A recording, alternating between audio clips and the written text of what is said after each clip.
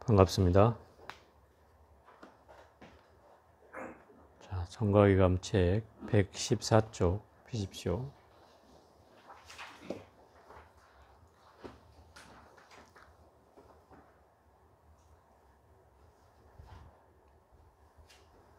어쨌든 이 성가위감이 마지막 그 시간이 되었고요.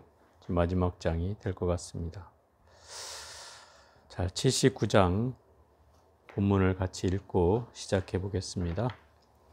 임재할과 덕산의 방망이가 무생의 이치를 철저히 꿰뚫어서 대기와 대용이 자제하여 걸림없고 온몸으로 출몰하여 온몸을 짊어진 뒤 물러서서 문수와 포연의 대인 경계를 지키지만 상대로 말하자면 임재와 덕산 이 두 분도 마음 묻힌 도깨비를 면치 못하느니라. 시포른 쥐모리검 그 칼날에 다치지 마라. 송은 번쩍번쩍 물에 뛰는 서리빨 구슬인가 구름 거친 하늘에 흘러가는 저달인가. 저번 시간에도 그랬지만은 이제 그 선종 역사에서 유명한 분들이 이제 막 등장하고 있어요. 그 중에 이제 선종의 가장 대표적인 두 분을 꼽으라면 바로 임재와 덕산 스님이다. 임재는 하를 통해서 제자를 제접했고 또 덕산은 방망이를 통해서 제자를 제접했다. 그래서 이 임재할 덕산방이라고 이게 유명한 선종의 두 가지 축이죠. 중생을 제접하는 방식의 가장 중요한 대표적인 분들인데, 이 할이라고 하는 건 어떤 말이냐면 이제 선사들이 주장자를 짚고 올라서서 악! 하고 소리 지르는 거 들어보셨어요? 혹시 선 법문할 때? 이제 이게 뭐 어떤 사람은 왜 악다구니를 쓰냐고 이렇게 얘기하는 분도 계신데, 이걸 이제 할이라고 하는 거예요. 이 할이라는 소리에 그 황벽 누구죠? 그때 백장 스님인가? 백장 스님은 그 마조 스님의 할에 3일 동안 기가 멀었고 그 손주인 황벽 스님은 혀가 3일 동안 마비됐다. 그 악 소리 지르는 소리에. 이 얘기는 무슨 얘기냐면, 왜 소리를 지르는가 하면 이제 제자들이나 중생들은 이 스님을 만나면 뭔가 묻고 싶을 거 아니에요. 깨달은 선지식에게 막 궁금한 걸 묻고 싶고, 또 내가 지금 하는 공부가 제대로 하고 있는지 막 맞는지를 확인하고 싶어 한단 말이에요. 막 뭔가를 던지려고 하는 그 시점에 이 소리를 쳐가지고 내가 생각이 싹 달아나 보도록 만든다 이 말이에요. 그럼 내가 하려고 했던 마음도 사라지고 또 뭔가를 기대했던 마음도 사라지고 앞뒤가 다 끊어져 버려서 무엇을 물어야 될지, 무엇을 어찌해야 될지를 그냥 완전히 다 막히게 해버린다 이 말이죠. 그런 상황을 만드는 거예요. 그러니까 이 악소리가 그냥 악소리가 아니다. 3일 동안 귀가 멀 정도면 어느 정도 소리를 질러야 되는 거야. 그 자기 그 옛날에 그 제가 백양사 우문함에 살 땐가 보니까 그 조실 스님이 저보다도 키가 작고 몸짓도 이렇게 에리에리 하신 분인데 숲속에 가서 이걸 연습하고 계시더라고. 그래서 이것도 뭔가 그 사람들 앞에서 해야 될 때는 그냥 하면 안 되는구나 라는 생각을 그때 하게 됐죠. 왜냐하면 결국 이걸 통해서 사람들한테 어떤 깨달음을 줘야 되잖아. 그냥 하고 말면 저 스님 뭐하지? 이렇게 뭔가 기운을 느껴지지 못한다 이 말이죠. 그래서 어떤 이 스님은 내 가지고 있는 견처를 그 소리 하나로 보여주는 거예요. 경계가. 그러니까 거기에는 전심전력이 들어가야 되겠죠. 그렇지 않으면 상대가 이미 간파해 버린다 이 말이에요. 저것은 별거 아니구나. 그러면 이제 거기서 끝나버리는 건데, 그 소리에 이 마조 스님의 소리에 백장 스님이 귀가 멀고 황벽 스님이 입이 얼었다 이 말이죠. 그 정도 돼야 된다 이 말이에요. 그런 관계. 근데 문제는 이 스님들이 귀가 3일 동안 또 입이 3일 동안 얼어 있었지만 정작 그 가운데 자기를 보게 된다 이 말이에요. 그래서 깨달음을 얻게 된다 이 말이죠. 그 경계로. 본질을 보게 된다 이 말이에요. 뭔가 장애가 일어난 그 틈에 자기를 보게 된다. 훨씬 더 가능성이 있죠. 입이 닫혀졌으니까 말은 못하고 뭔가 마음은 움직이는 걸 스스로 보게 되는 거죠. 그래서 이 임재는 그렇게 소리로서 중생을 제접하면서 깨달음을 주었다면 이 덕산 스님은 몽둥이 방자거든요. 이게 몽둥이를 가지고 대중을 제접했다는 거예요. 어떻게 제접을 했느냐? 몽둥이를 들고 소리치는 거예요. 자, 일러라. 말을 해도 30방이요. 말을 안 해도 30방이니라. 일러라. 이렇게 하는 거예요. 그래가지고 못 일르잖아요. 일러라 했는데 못 일리잖아요. 가가지고 막 30방을 후드로 패는 거예요. 그냥 막 패는 게 아니에요. 막 인정사정 없이 팬단 말이에요.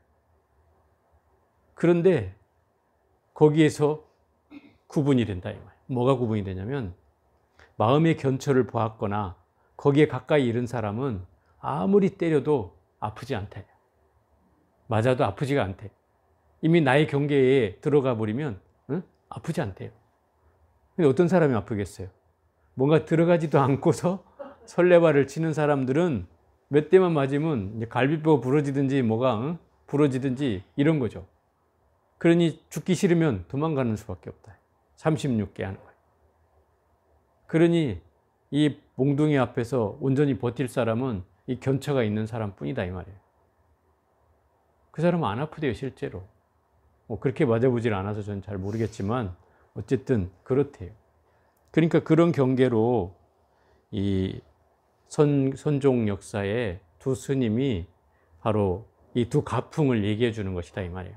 한쪽은 소리로서 중생을 깨우친다면 한쪽에는 몽둥이로 이렇게 깨우쳤다는 뜻이죠.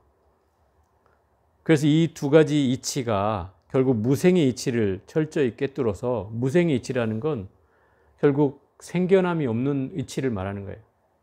본질은 우리는 이 사바세계에 왔지만 우리의 본질은 불생불멸이에요. 태어난 바도 없고 사라지는 바도 없어. 우리의 본질은. 제가 한번 얘기했죠. 돌아가셨습니다 하는 말이 나의 본래 자리로 갔다는 뜻이다 이 말이야. 그럼 본래 자리에 있으면 결국 온 바도 없고 간 바도 없는 거예요. 그런데 우리는 현상계로 이 몸뚱아리를 가지고 있으니까 이 사바에게 왔다고 얘기하지만 이것은 현상적으로 보여지는 경계다. 본질은 그렇지 않다는 거죠. 그래서 무생의 이치란 바로 불생불멸의 이치를 터득한 걸 말한다. 그걸 꿰뚫어서 대기와 대용이 자제하여 걸림없고, 대기와 대용이라는 것은 큰 본질과 그 다음에 작용 이런 뜻이에요. 본질과 작용. 그것이 대기와 대용으로 표현된다. 그 대기라는 말이 대자가 붙은 이유는 이게 깨달은 선지식이 부리는 본질과 작용이기 때문에 대기와 대용이라고 표현하고, 이 경계에는 어디에도 걸림이 없다는 걸 표현하는 말이다. 본질에도 걸림이 없고 이 작용에도 걸림이 없다. 그래서 그 자제하여 걸림이 없고 온몸으로 출몰하여 온몸을 짊어진 뒤, 출몰한다는 것은 그 자제하고 걸림 없음이 나왔다 들어갔다 자유자재로 하고 그 온몸을 짊어진 뒤에 물러서서 문수와 보현의 대인 경계를 지키지만, 문수보살은 이제 화연으로 놔둔다는 거죠. 지혜의 모습으로 놔두고, 보현보살은 뭐요? 실천행위로서 부처의 경계를 나타낸다 이 말이에요. 그게 문수와 보현의 대인 경계를 지킨다는 말이 그 말입니다. 그런데 이렇게 덕산방과 임재할이 이런 이치를 가지고 있는 게 분명하지만 이걸 실상으로 말한다면 이 임재와 덕산 이 두 분도 마음 훔친 도깨비를 면치 못한다. 이렇게 표현해 놨어요. 그럼 이 두 분의 가르침이 뭐하다는 말이에요? 실상으로 보면 부질없는 일인 거다 이 말인 거죠. 실상으로. 왜 이렇게 얘기하는가 하면 아마 전문 시간에 이 비슷한 내용이 나왔는데, 말하자면 말을 굳이 안 해도 될 말을 하게 되면은 그것들이 내가 삶을 살면서 별로 쓸데없는 일이 된다 이 말이야. 그죠? 그래서 뭐 화로에다가 눈이 떨어지는 경계라고 말하거나, 그죠? 저번 시간에 했잖아요. 또 뭐 목인이 노래를 부른다고 하거나, 뭐 토끼에 뭐 뿔이 달렸다 하거나, 거북이에게 털이 있다 하거나, 뭐 이런 경계다 이 말이야. 있을 수 없는 경계다 이 말이죠. 왜? 깨달음은 어찌 보면 아무리 부처님 말씀하신 가르침이 나한테 깨달음을 준다 하더라도 실제 깨달음은 그 경전에 의해서 깨닫는 게 아니고 내가 실제 체험해서 마음을 수행해 가지고 거기서 한 경계를 나아가는 거기 때문에, 이 깨달음을 얻는 과정에는 그 가르침이 필요할 수 있지만 정작 그걸 실천 수행해서 내가 깨달음을 얻는 것은 이건 나와의 싸움이다 이 말이에요. 그럼 그때는 경전이 전혀 도움이 되지 않는다는 거죠. 그래서 이런 경계를 마치 우리가 뗏목의 비유를 통해서 얘기했듯이 중생에서 부처로 가는데 필요한 수단과 방법이 뗏목이라면 부처님 가르침도 또한 그 뗏목과 같다는 거죠. 내가 이미 강을 건넜으면 그건 강둑에 메어놓으면 된다 이 말이죠. 어떤 집착도 갖지 않아야 된다는 뜻이죠. 그래서 부처도 버려라, 이런 뜻이다 이 말이에요. 그러니 이런 경계로 보면은 이 임재할과 덕삼방이라고 하는 이 사람도 결국 도깨비를 면치 못한다, 이렇게 얘기하는 것이다. 시퍼런 치모리검 그 칼날에 다치지 마라. 이 치모리검이라는 것은 어떤 말이냐면, 이 불교에서는 이 검이란 비유를 들어요. 이 검이란 비유를 들 때는 이 불교에서는 지혜의 검이라고 그러는 거예요. 이걸 활인검이라고 해. 사람을 살리는 검이다 이 말이에요. 왜? 반야라는 지혜를 통해서 중생을 부처로 거듭나게 해주기 때문에 활인검이라고 얘기한다. 칼은 사람을 죽이는 거잖아요. 뭔가 생명을 죽이는 게 검이잖아요. 그런데 불교에서는 이걸 활인검이라고 얘기한다. 그래서 지혜의 검을 통해서 모든 번뇌를 싹 잘라내는 것이다. 그래서 치무검이라는 건 불치자에다가 털모자예요. 털모. 한 터럭을 후 불어가지고 칼로 착착착착착 이렇게 난도질을 하는 거예요. 그거는 검을 하는 사람 입장에서 보면 최고의 뭔가 경지에 이르러야 털 한 자락을 이렇게 내려오는 속도에 맞춰서 그걸 막 난도질을 할 수 있는 거죠. 수십 그 가닥으로 난도질을 할 수 있는 거죠. 그게 원래 검사들이 보면 그 중국 영화에 보면 약간 그런 거 나오잖아. 막 막 좀 섞어가지고 막 뭐 씩 던져놓고 막 샥샥샥샥 하면 벌써 막 수십 단계가 탁 갈라져 있듯이 이런 게 이제 치모검이라고 표현하는데, 왜 치모검이냐면 번뇌를 마치 그 털처럼 던져놓고 번뇌를 싹 잘라내듯이 그걸 하는 칼이다 이 말이에요. 번뇌를 싹둑 자르는 칼이다 이 말이에요. 그러니 이게 지혜의 검이잖아요. 그래서 절에 가보면 대웅전 앞에 있는 요사체 이름 가운데 심검당이라고 들어봤을지 모르겠어요. 한문으로 찾을 심, 칼검자, 집당자 써서 심검당이다 이런 경우가 있어요. 그럼 검을 찾는 집이라 이런 뜻이야. 그게 무슨 검이겠어요? 바로 이 번뇌를 싹둑 잘라내는 활인검, 사람을 살리는 검을 찾는 집이라는 뜻이에요. 이 검이라는 말은 거의 그런 비유다 이 말이야. 그래서 우리 반야라고 하는 지혜를 비유를 검이라고 든다 이 말이야. 왜? 모든 번뇌를 다 싹둑 잘라내는 중생에서 부처로 거듭나게 하는 그런 검이기 때문에 이렇게 치모리검이라고 한다. 그래서 시포른 치모리검 그 칼날에 다치지 마라. 그 번뇌를 싹둑 잘라내는 그 치모검 앞에 입을 함부로 놀리지 마라 이 말이에요. 그거죠. 괜히 함부로 놀렸다가는 괜히 쓸데없는 군더더기를 만들 뿐 아니라 말하자면 그 첨삭이라고 그러죠. 필요 없는 것을 굳이 덧붙이거나 빼거나 하는 경계로 나타낸다, 이런 뜻이죠.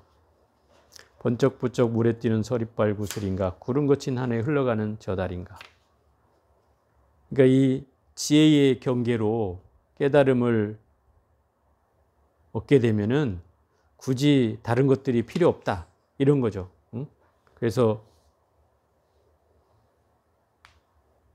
이 반짝거리는 경계에 옥구슬이 흘러가듯이, 또는 구름 거친 하늘에 흘러가는 저 구름 거친 하늘에 저 달이듯이 뭔가 번뇌의 불길이 싹 거쳐서 지혜 광명이 반짝거림을 얘기하는 대목이죠. 자, 80장 같이 읽어볼게요. 대장부는 부처님과 조사를 원수처럼 보아야 하나니, 부처님께 매달려 구하면 부처의 얽매이고 조사에게 매달려 구하면 조사에 매이게 된다. 구함이 있으면 다 괴로움이니 일이 없는 것만 갖지 못하니라. 부처와 조사를 원수처럼 보라는 것은 첫머리에 바람 없는 데 물결을 일으킨 것이다 라고 한 말의 맺음이요, 구함이 있으면 다 괴로움이다 라고 한 것은 다 그대로 옳은 것이다 라고 한 말을 맺음이며, 일이 없는 것만 갖지 못하다 하는 것은 생각이 동하면 곧 어긋난다고 한 말을 맺은 것이다. 이렇게 되면 앉아서 온천하 사람이 혀끝을 끊게 되며 나고 죽는 빠른 바퀴가 저절로 멈추게 된다. 위태로움을 다스리고 어려움을 멈추게 하고자 다나선사는 목불을 태우고 운문선사는 개밥을 준다 하고 노파는 부처님을 아니 보려 한 것이니 모두가 삿된 것을 꺾고 바른 것을 드러내기 위한 수단이다. 그러나 필경에는 어떠한가? 강남의 사물은 언제나 그립도다. 자곳에 노래하고 꽃향기 짙으니. 이 대목은 맨 앞구절에 이제 초창기에 우리가 했던 지난 동안거에 했던 내용을 이제 답했다는 내용이에요. 이게 뭐 2페이지에 나온다는, 2페이지가 아니라 2장이죠. 2장이 나온다는 건데,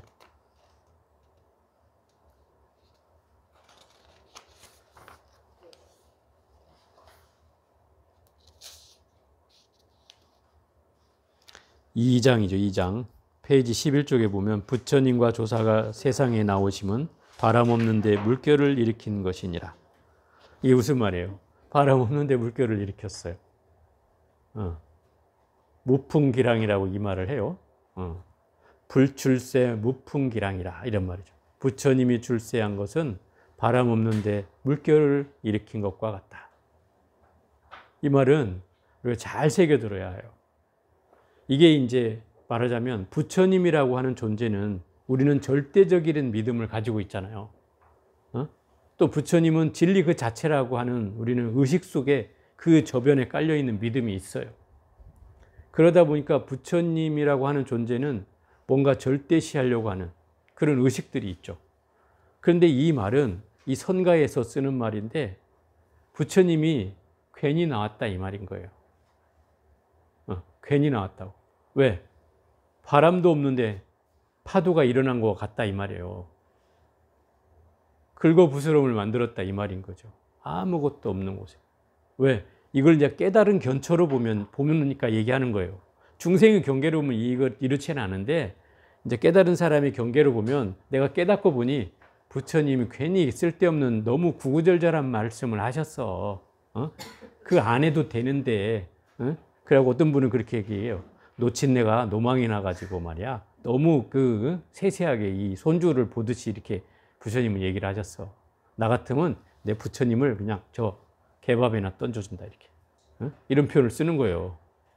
그러니까 모르는 사람들이 들으면 이게 무슨 소리야, 뭐 부처님을 어떻게 개밥에 던져줘, 이러지만 결국 그 깨달음의 경계로 보면, 선지식이라는 깨달음의 경계로 보면 이런 표현을 쓰는 거다, 이 말이야.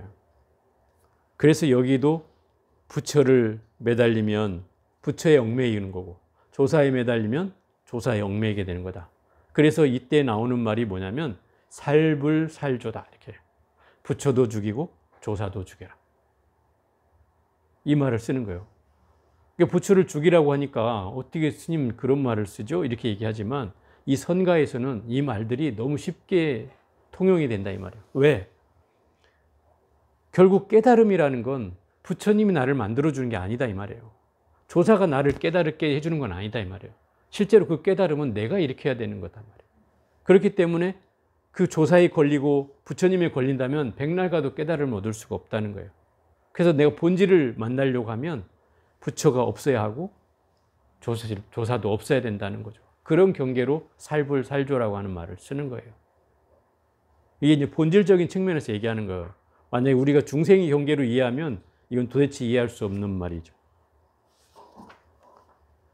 그래서 구함이 있으면 괴로움이니 일이 없는 것만 갖지 못하다 이 말은 구한다는 건 결국 뭔가를 얻으려고 한다는 말이고 그 얻으려고 하는 마음은 애쓰는 마음이죠. 이건 당연히 구부득고라고 하잖아요. 우리 그 괴로움 가운데 구부득고 구하려고 하지만 얻어지지 못하는 괴로움. 이게 사고팔고에 나오잖아요. 결국은 인간이 가지고 있는 본질적인 괴로움이다 이 말이에요. 세상 사람은 무언가를 얻고자 해. 그죠? 뭔가를 성취하고자 하고 돈을 벌고자 하고 뭔가 권력을 얻고자 하고 명예를 얻고자 하고 뭔가를 얻고자 해. 그런데 그게 뜻대로 되지 않잖아요. 그래서 괴롭잖아요. 그게 뜻대로 된다면 괴로울 일이 없는데 뜻대로 안 되니까 괴로운 거죠. 그런데 여기서 말하는 게 그런 거예요. 구하려고 하는 그 마음이 이미 그대로가 진리다. 이렇게도 표현하는 거예요. 당연히 그게 옳은 것이다라고 하는 것은 바로 그 구하는 것 자체가 바로 진리다. 또 일이 없는 것만 갖지 못하다라고 하는 것은 일이 없다는 것은 이런 거예요.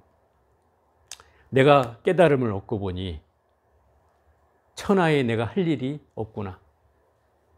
배고프면 밥을 먹고 잠이 오면 잠을 자고 목이 마르면 물을 마시는구나. 천하태평한 무사함을 얻으니 이 안이 좋지 않을까. 이런 도인들이 하는 말이다 이 말이에요. 그러면 내가 깨달음을 얻고 나면 일이 없어지는 경계를 얻는다 이 말이에요. 일이 없어지는 경계. 우리 북한 사람들이 하는 말로 일 없습니다. 제일 많이 쓰는 말이잖아요. 그죠? 일 없습니다. 무슨 말이든 쓰더라고요. 일 없습니다. 뭐 대답할 때도 상관없다고 얘기할 때도 일 없다 그러고 감사하다 그럴 때도 일 없다 그러고 뭐 우리 전라도 사람들이 쓰는 말로 거시기를 제일 많이 쓴다고 하잖아. 이 북한 사람 보니까 일 없습니다를 제일 많이 쓰더만. 그 일 없다는 말의 진정한 말이 바로 그 무사라는 말의 의미예요. 무사라는 말은 좋고 싫고 옳고 그르고 이런 경계를 떠나는 걸 말하는 거예요. 어디에도 걸림이 없는 경계. 일이 없다는 건 바로 그런 거예요. 마음이 쉬어서 어디에도 쫓아가지 않는 마음이 있단 말이에요. 그걸 무사하다고 하는 거예요. 근데 우리 경계는 늘 눈은 색깔에 쫓아가고 귀는 소리에 쫓아가고 코는 냄새에 쫓아가고 혀는 맛에 쫓아가고 그죠? 생각은 또 분별에 생각하는 대상에 쫓아가고 몸뚱아리는 접촉하는 감촉에 쫓아가고 늘 이렇게 헐떡이는 마음이 있다 이 말이에요. 여기에는 무사함이 있질 않잖아요. 늘 끊임없이 분탕질을 치고 헐떡거리는 그 마음뿐이다 이 말이에요. 이게 중생의 경계예요. 근데 깨달음을 얻은 순간에 이 경계가 사라져버린다. 그럼 눈이 사라진다는 뜻이 아니라 눈으로 일으킨 경계가 사라진다는 뜻이다 이 말이에요. 내가 좋다 싫다를 분별했던 그 마음이 사라진다는 거예요. 그러니까 눈은 그냥 볼 뿐이야. 집착이 일어나지 않는다 이 말이야. 그게 무사함이라는 거야. 귀는 그냥 들을 뿐이야.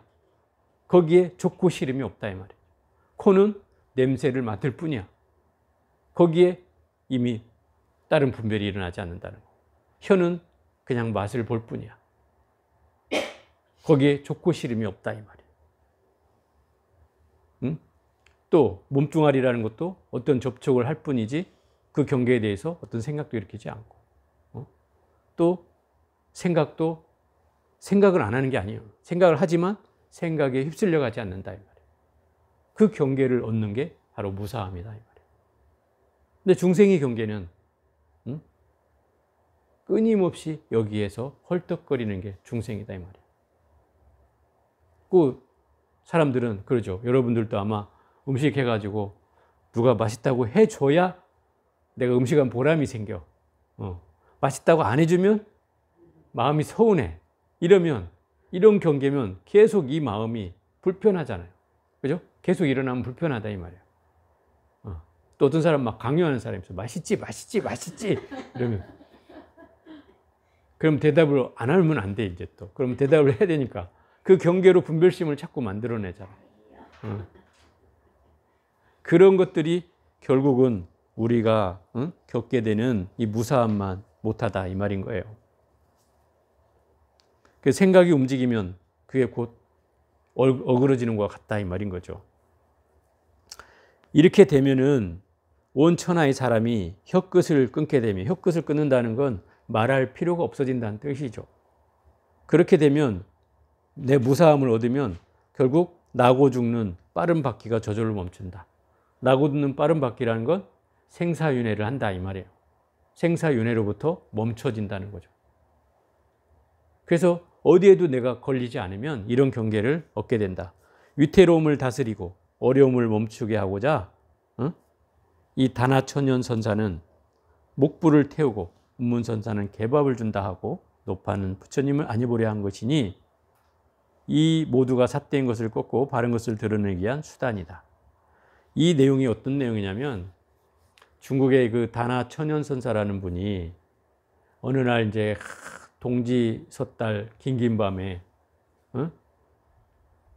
산 넘고 물 건너 길을 건너가다가 이제 밤이 으슥해져서 어디 가서 이제 잠을 자야 되겠는데 절을 찾다 보니 늦어져 가지고 절에 이제 밤늦게 들어가게 됐다 이 말이에요.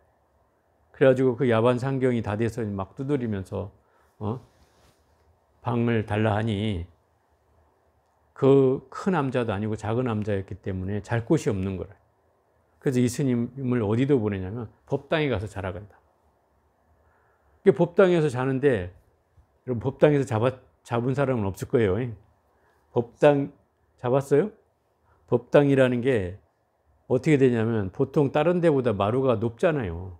일반 집, 가정집보다는 마루가 높단 말이에요. 그리고 이게 뭡니까?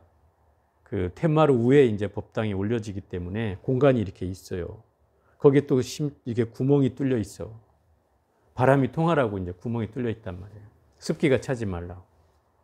그러니까 겨울에 막 그 동짓달 긴긴 밤에 부는 바람은 삭풍이잖아요. 막 뼈를 내리는 바람이죠. 그게 이 마룻장을 타고 붕 뜨듯이 바람이 올라온단 말이에요. 그럼 거기에 누워 있다 보면 아무리 누비를 뒤집어 쓰고 있어도 냉골이야, 냉골. 막 얼음장이죠, 얼음장.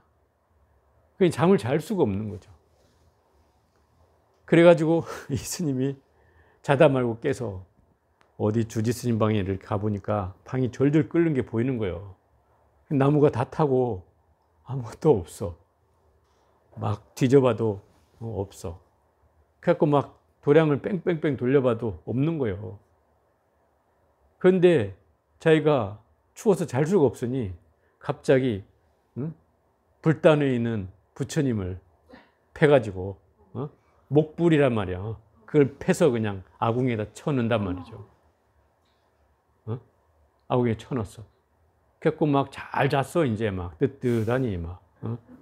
옛날에는 법당에도 이 아궁이가 있었어요. 옛날에는. 이게 불을 뗐다는 뜻이죠. 그래가지고 그거를 이제 잠을 자고 아침에 일어났는데 원주 스님이 법당을 들어갔다가 부처님이 안 계시잖아. 난리가 난 거죠. 부처님이 어디 갔냐고. 내가 저 아궁이에 쳐놓다고. 그러니까 이 사람이 막 난리가, 어떻게 부처님을 거기다 쳐놓을 수 있냐고 막 뭐라고 막 야단을 치는 거죠. 그러니까 이 스님이 그 아궁이에 가가지고 막 뒤적뒤적 하는 거예요.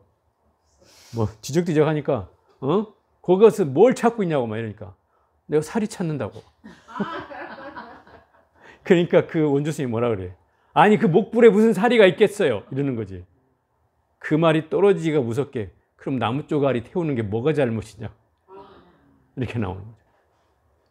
그래가지고 이제 이 천연선사가 이거는 이제 결국 우리의 경계로는 이해할 수 없는 행위죠. 그렇지만 깨달은 분상에서 보면은 이 스님은 나무떼기나 불상이나 이미 거기에 대한 분별심이 사라졌다는 거죠. 그 경계가 사라졌기 때문에 그 목불을 그냥 아궁이에 쳐놓을 수가 있었다는 뜻이죠. 그리고 이 스님이 자꾸 부처님을 내놓으라 하니까 내 사리가 있는지 찾아보는 거예요. 근데 목불에 사리가 나올 리는 없잖아요. 그러니까 결국 그 경계로서, 이 스님의 경계로서는 결국 그런 경계로 했기 때문에 우리가 불상이라고 하는 것을 엄격함으로 또는 숭고함으로 또는 절대적인 신앙심으로만 본다면 절대로 이건 이해할 수가 없는 일이죠. 그렇지만 이 선가에서는 이것들을 다 한목에 깨버린다 이 말이에요. 그것도 집착이라고 하는 경계로 깨버린다 이 말이에요. 그래서 살불살조라는 말을 하는 거예요. 부처도 죽이고 조사도 죽여라 하는 경계를 얘기하는 거예요. 또 그 운문선사는 개밥을 준다라고 하는 말은 이런 뜻이에요. 부처님께서 태어나자마자 탄생계를 외치셨어요.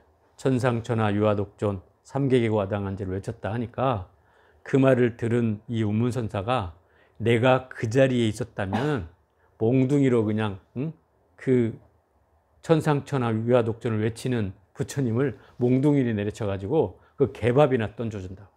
이렇게 표현을 한 거예요. 그 개밥 준다는 말이 거기서 나온 거예요. 이 말이 무슨 말이냐면 우리가 아까 말한 대로 중생의 입장으로 보면 도대체 이해가 안 되는 말이죠. 이게 무슨 말이지?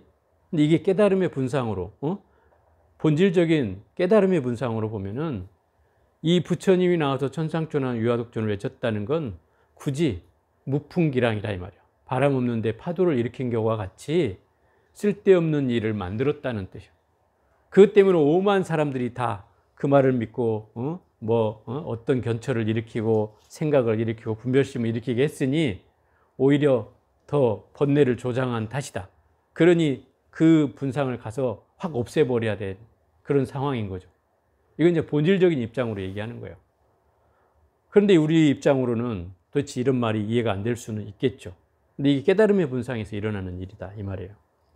또 모두가 그 노파라고 하는 분이 부처님을 보지 않으려고 한 것은 이제 부처님께서 어느 날 사위성 기수국 고도원 금강경이 설해진 곳이잖아요.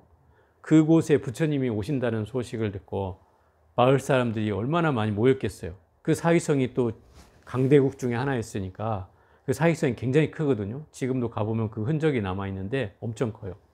근데 그곳에 인산인해를 이루고 사람들이 부처님을 보기 위해서 모여드는 거죠. 그 장면을 본 이 노파가 커튼을 닫아버린다 이 말이죠. 부처님을 보려고 하지 않는다 이 말이에요. 왜 그러겠느냐 이 말이에요. 왜 부처님 보려고 하지 않을까요? 모든 사람은 다 부처님 보려고 막 모여서 벌떼처럼 모였는데 왜 이 노파는 보지 않으려고 했을까요? 이 노파는 이미 마음의 경계로 부처를 이룬 사람이다 이 말이에요. 이미 내가 부처가 됐는데 또 뭔 부처를 찾냐? 부처를 보지 않겠다. 뭐 이런 뜻이죠. 그런 의미로 이게 이제 중생의 경계로는 보여지는 게 아니고 깨달음의 분상에서 봤을 때 이제 이런 표현들이 있었다는 거죠. 그래서 이런 경계가 강남의 사몰은 언제나 그립도다. 자곳에 노래하고 꽃향기 짙으니. 강남의 사몰이라는 것은 우리나라 강남을 말하는 게 아니고 남쪽에 아주 따뜻한 동네를 얘기한다 이 말이야. 겨울에 추운 날 춘사몰의 그 강남은 얼마나 따뜻한 고향과 같은 곳이겠어요. 그죠? 그런 고향과 같은 곳은 늘 그리운 곳이죠. 그래서 자곳에 노래하고 꽃향기 짙으니라고 하는 말은 이 마음의 경계로 내가 어떤 경계를 얻고 나면 그 경계 자체로 그 마음의 고향을 찾게 되고 그곳이 결국은 이 자곳에 노래하고 꽃향기 짙은 그런 공간이 된다 이 말인 거죠. 자, 81장 같이 읽어볼게요. 거룩한 빛이 밝아 망고에 환하도다. 이 문 안에 들어오면 아르마리 두지 마라.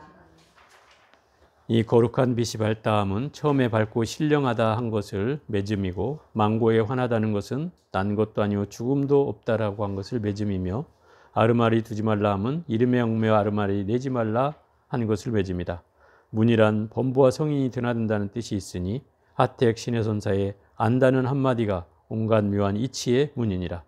아, 이름 지을 수도 모양 그릴 길도 없다는 데서 시작하여 아르마리 두지 말라는 것으로 끝을 맺으니 한데 얽힌 넝쿨들을 한마디 말로써 끊어버렸다.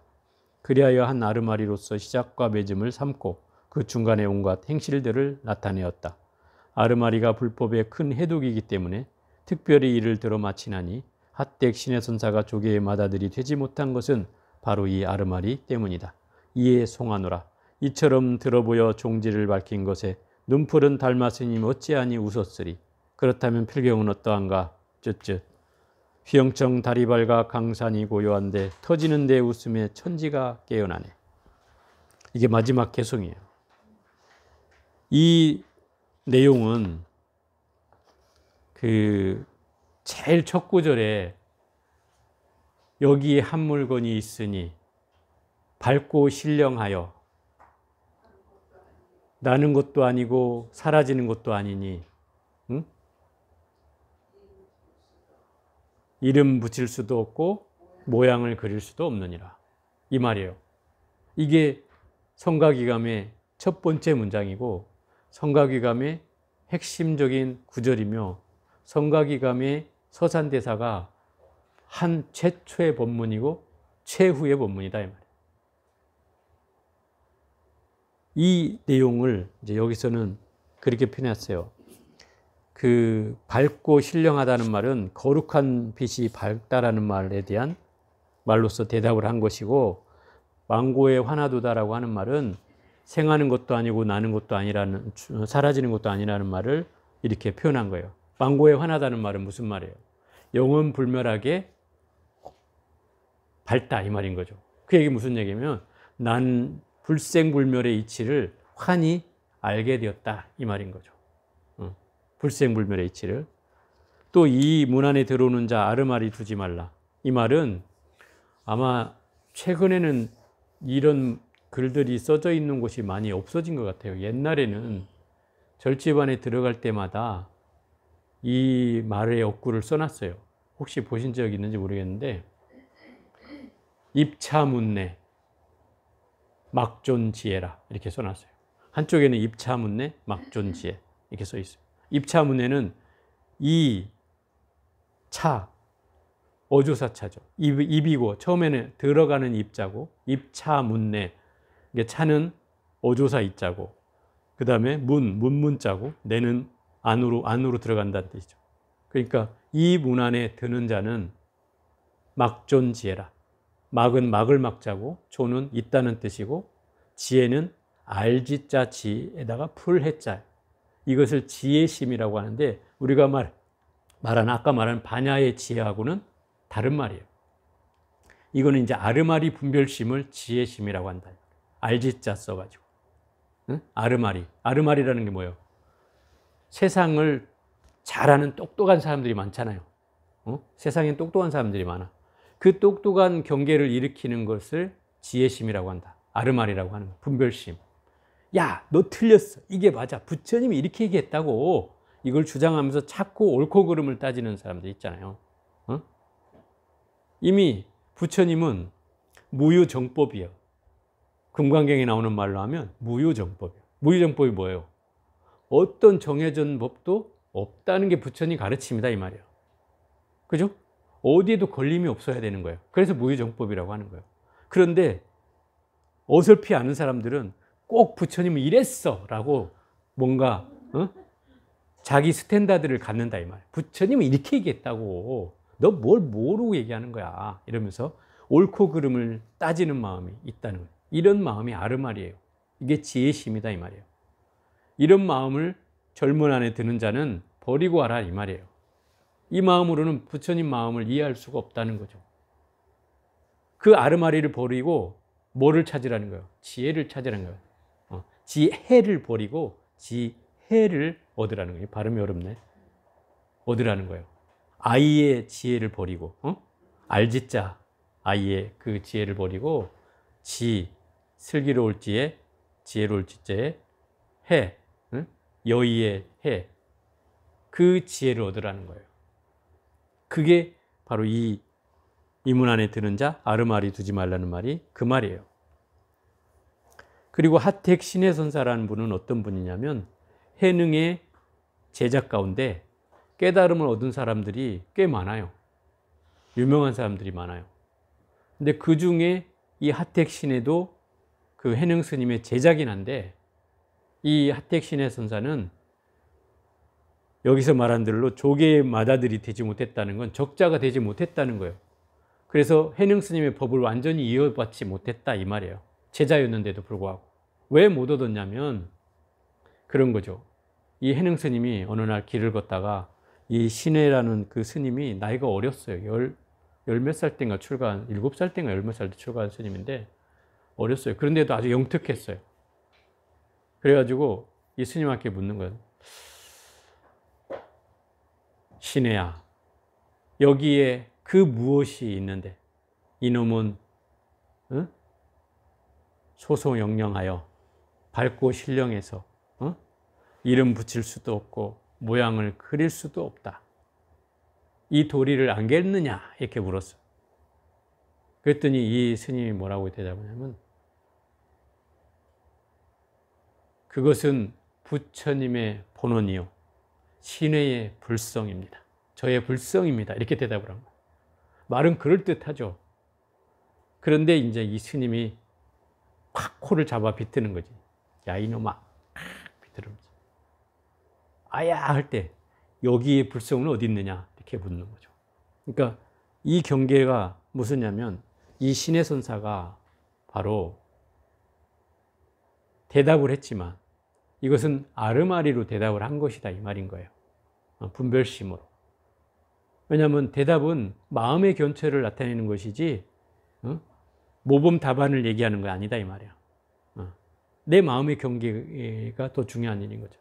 그래서 이 신해선사가 이 마다들이 되지 못했던 이유가 바로 그 아르마리 때문에 그렇다는 거예요. 그래서 이제 이런 경계를 얘기하는 거죠. 이처럼 들어보여 종지를 밝힌 것에 눈풀은 닮았으니 어찌 웃지 아니 웃었으리. 이 경계라는 게 뭐예요? 결국 깨달음을 밝힌 걸 말하는 거죠. 그걸 통해서 달마스님도 그 소리를 듣고 웃지 않을 수 없었으며 필경에는 휘영청 다리 밝아 강산이 고요한데 터지는 내 웃음에 천지가 깨어나네. 내가 이제 한 소식을 하고 보니 천지가 다 환히 깨어난다 이 말인 거예요. 내가 깨달음 소식을 얻고 보니까 그런 경계를 얻게 된다는 거죠. 결국 이 성가결함이라고 하는 경전은, 이 책은 그 서산대사가 그 1600여 년대 16세기경에 임진왜란을 겪고 나서 뭔가 세상도 혼란했겠지만 이 스님들 사이에도 이미 불법을 멀리하고 오히려 유생의 식구절이나 읊고 있고 뭔가 작금의 한탄을 할 수밖에 없는 그런 상황이 생겨나자 이 서산대사가 마음을 먹고 이 성가기감을 만들게 되었다 이 말이에요. 이 성가기감은 수십 권의 모든 경전에 나와 있는 중에 이 선구에 맞을 수 있는 그런 내용들을 발췌해 가지고 따로 이 성가기감을 이제 말하자면 만들었다 이 말이에요. 거기에는 세태를 반영하는 말도 있고 역사의 어떤 안목으로 볼 수 있는 내용들도 있었지만 성가에서 중요시하는 그 가르침의 핵심들을 담고 있어서 이 선을 공부하는 사람들에게 필독서가 되었다는 뜻이죠. 그래서 이것이 오늘날에도 충분히 의미 있는 책이고 또 이 선을 공부하는 사람들에게 바로 어두운 눈을 밝힐 수 있는 그런 등불과 같은 책이라는 거죠. 이미 시대를 통해서도 역사를 통해서도 충분히 이 시대에도 공부를 제대로 할 수 있는 그런 책이었다는 겁니다. 그래서 지금 작년 동안거부터 올 하한거까지 약 1년간 이 성가기감을 보아서 대략 이제 마쳤습니다. 나머지 이제 이 그 5개 종파는 부록으로 이제 실려 있는데 여러분들이 한번 보시고 이제 그 부록에 나온 내용이 뭐냐면 임재종, 조동종, 운문종, 법안종, 위양종. 이 5가지 그 종파를 얘기하는 거고, 이 5가지 종파는 해능 스님의 제자들에 의해서 이제 이런 종파들이 만들어져요. 그래서 우리가 그 향수엘에 보면 나오잖아요. 서건사칠.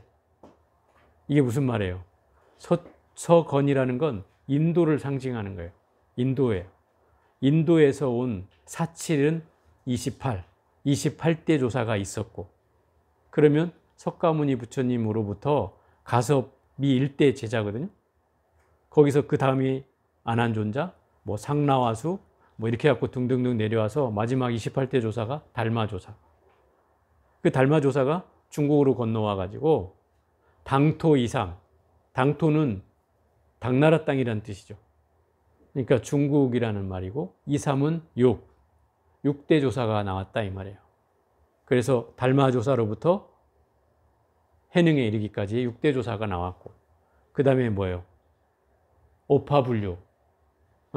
오파불류는 뭐예요? 5개 파로 나뉘어서 발전했다 이 말이에요. 그 5개 파가 바로 이 5개 종파를 얘기하는 것이다 이 말이에요. 이해가 돼요? 이 말에 이제 그 예불의문도 여러분한테 이해를 시키는 거예요. 그 경계로 이 설명이 되었다는 거예요. 그래서 이제 이 가풍의 차이는 아까 말한 것처럼 뭐 임재할 덕삼방처럼 어떤 스님은 중생을 제접하는데 악 소리쳐서 가르침을 전했고, 어떤 스님은 몽둥이를 들고 전했고, 그런 가풍의 차이에 따라서 조금씩 달랐을 뿐이지 어떤 뭐 큰 차이를 가지고 한 것은 아니다 이 말이죠. 그래서 이제 그게 이제 그 얘기는 무슨 얘기냐면 결국 제자들이 많아졌다는 뜻이다 이 말이에요. 이미 달마조사로부터 해능까지는 1인씩 전수 받았다 이 말이야. 의발을 전수 받았다 이 말이죠. 달마는 해가에게, 해가는 승찬에게, 승찬은 도신에게, 도신은 홍인에게, 홍인은 해능에게, 이렇게 1대1로 전승되다가 해능 스님에 이르러서 비로소 제자들이 많아졌다 이 말이야. 그 중에 대표적인 사람들이 5명이 이제 등장하기 때문에 그 5명에 의해서 제자들이 만들든 그 후손이 만들든 5개의 종파가 만들어졌다는 뜻이죠. 그래서 아까 말한 대로 임재종, 조동종, 법안종, 위양종, 운문종 등이 만들어졌다. 이런 종파가 신라시대, 고려시대까지 우리나라에도 전해져 왔었어요. 그러다가 이제 조선시대에 오면 이제 그 선교 양종으로 통폐합이 된다 이 말이에요. 선교 양종은 무슨 말이냐면 지금 아까 한 5개 종파는 선종에 속하죠. 주로 수행을 중심으로 한 종파니까. 근데 교종이라는 게 있다 이 말이에요. 교종은 아마 여러분들이 들어봤을 법한 뭐 천태종, 화엄종, 뭐 법화종, 뭐 진각종, 뭐 총지종, 뭐 이런 것들이 다 교종에 속한다 이 말이죠. 이미 고려시대까지는 이 종파들이 이렇게 많았어요. 다양하게 많았는데 조선시대에 오면서 억불숭유 정책에 의해서 불교가 탄압받기 시작하면서 이거를 통폐합시켜가지고 성교 양종으로 묶어버렸다 이 말이에요. 선은 선종으로 묶고 교는 교종으로 묶어서 그냥 성교 양종으로만 만들어버렸다. 그래서 서산대사에게 선조가 그 궁궐로 초청해가지고 그 처음으로 승과고시 합격한 사람이 서산대사예요. 조선시대 때 승과가 잠시 있었어요. 그때 이제 합격한 사람이 서산대사인데 서산대사를 불러가지고 지금 나라가 이렇게 국난에 처해 있으니 좀 도와달라고 그러는 거죠. 그래서 이 선조가 그러는 거예요. 거기서 약속을 해요. 그러면 내가 스님들을 모아가지고 전국에 있는 스님들을 모아서 이 전쟁에 나서겠다. 이래가지고 이제 전국에 그 경문을 보내가지고 스님들을 모아요. 그래서 뭐 15,000명인가 이렇게 모였다 그래요. 그런데 그 스님들을 이제 모은 이 서산대사에게 이 선조가 시호를 내리는데 뭐라고 내냐면 선교 양종 팔도 도총섭 무슨 존자 이렇게 갖고 시호를 내렸다 이 말이에요. 이게 팔도 도총섭이라는 거는 팔도를 총괄하는 요즘 말로 하면 뭐 총무원장 같은 그런 직위를 내렸다 이 말이에요. 이때 이제 선교 양종이라고 이걸 딱 한데 모았다 이 말이에요. 선교 양종으로 이런 말을 쓰는 거다 이 말이야. 어찌 됐든 결국 그런 조선시대에는 통폐합이 됐다가 구한말에 이르러서 이제 조금씩 다시 생겨나기 시작해요. 그러니까 임재종도 생겨나고, 뭐 천태종도 생겨나고, 뭐 이렇게 뭐 선종과 교종이 생겨나서 이 임재종이 결국 1950년대, 60년대에 조계종으로 이제 바뀌게 되는 거예요. 그래서 조계종이 이 임재종을 이어서 조계종으로 만들어졌다 이 말이에요. 그럼 지금의 오늘날 조계종은 생겨난 것이 한 70여 년 정도밖에 되지 않는다. 그리고 이 조계종은 무슨 뜻이냐면 그 해능 스님이 머물렀던 산이 조계산이에요. 그래서 해능 스님을 조계해능이라고도 한다 이 말이에요. 그게 무슨 얘기냐면 결국 이 조계종은 해능 스님의 그런 가르침과 수행 풍토를 따라서 만들어진 종단이다 이 말이에요. 그래서 조계종은 선종의 뿌리를 가지고 있는 종단이다.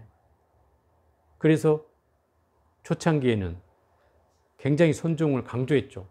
그래 가나선을 중심으로 하고, 그래서 모든 교학을 뭐 강원 외에는 뭐 많이 안 가르치고, 또 의식도 간소화하고 막 이런 흐름이 있었어요. 그러다 이제 얼마 전부터는 이제 다시 이걸 복원해 가지고 의식도 막 확대하고, 또 연부를 가르치는 스님도 만들어내고, 또 뭐 심지어는 이제 막 교학 체계도 막 만들어서 뭐 연부라는 사람도 많아지고, 뭐 이렇게 모든 게 다양해지는, 지금 시대에 뭐 발맞춰 가는지 모르겠지만 그런 흐름이 만들어졌다는 거죠. 그게 지금 오늘날 조계종의 흐름이에요. 몇 가지 또 이게 나오게 됐네요. 어쨌든 뭐 두철 동안 저도 이 공부해 보고 싶었던 이 성가기감을 여러분과 함께 이렇게 공부할 수 있어서 저도 참 다행스럽게 생각하고, 어쨌든 두철 동안 뭐 두서없이 부족함에도 불구하고 여러분이 잘 경청해 주셔서 이 한 철을, 두 철을 무사히 마치게 된 것 같습니다. 아무쪼록 어쨌든 감사드리고 잘 회양하기를 바랍니다.